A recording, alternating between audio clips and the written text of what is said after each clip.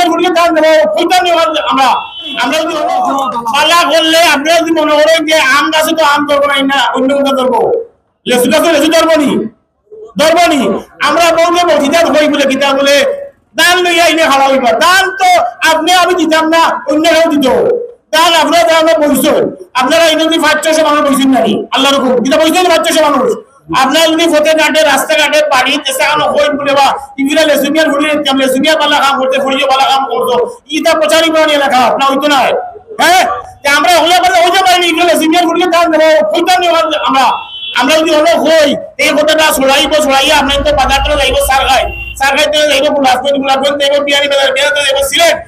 যাইব টাকা যাইব লন্ডন যাইব নি হয়েছে খবরটা কিন্তু বিভিন্ন